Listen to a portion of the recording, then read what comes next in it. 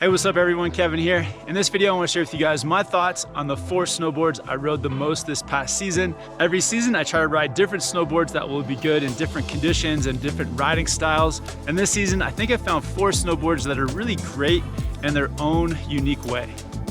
The first board I want to talk about is one that I picked up for powder riding specifically, and not just any powder, for powder riding in Utah. And Utah is known for having some of the deepest and lightest snow in the world. So the board I picked up was the United Shapes Deep Reach.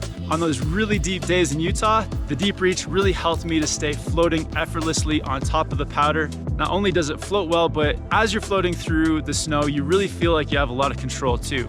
So for riding at high speeds, for getting some air, or just riding through some difficult terrain, the Deep Reach makes all that very easy. I still remember my first powder day on the Deep Reach. I was riding through some deep snow at Solitude, and with every turn and every drop, the Deep Reach just felt like it gave me so much control and stability through that light and deep powder snow.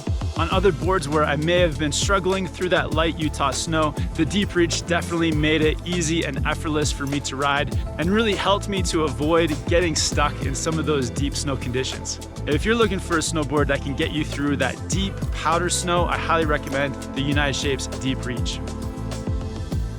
The next board I want to talk about is my park board for this past season, and it's the Capita Indoor Survival. The Indoor Survival has been great for the terrain park. The main standouts on the Indoor Survival is it does ride identical in either direction, so great for riding switch or for getting down switch tricks. It's a softer snowboard, so very easy for doing butters. If you're looking to learn butter tricks, the Indoor Survival will allow you to do that very easily. And it's very versatile in the park, so for boxes, tubes, jumps, it just feels very easy for getting tricks, for getting some air, and it's a nice lightweight board that's responsive and easy to turn.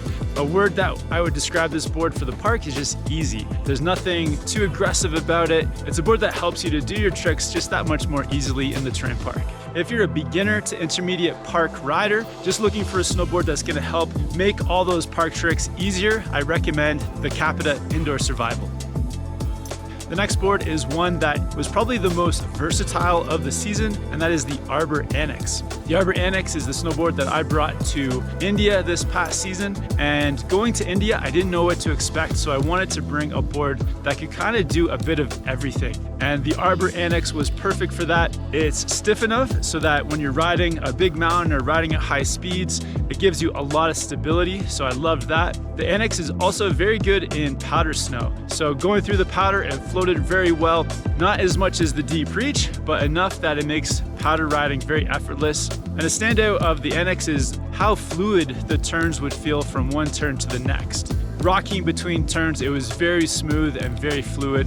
The Annex was just very versatile, so no matter what I was doing on the mountain, it just felt very stable and gave me a lot of control, but also gave me that fluid feeling. So a great versatile board, especially for me on my big mountain trip to India. If you're a high intermediate to expert snowboarder who's looking for a board that can handle all different conditions, then I'd recommend the Arbor Annex. The final board I want to mention from this past season was the Capita Aeronaut. I mostly rode the Aeronaut in New Zealand earlier in the season.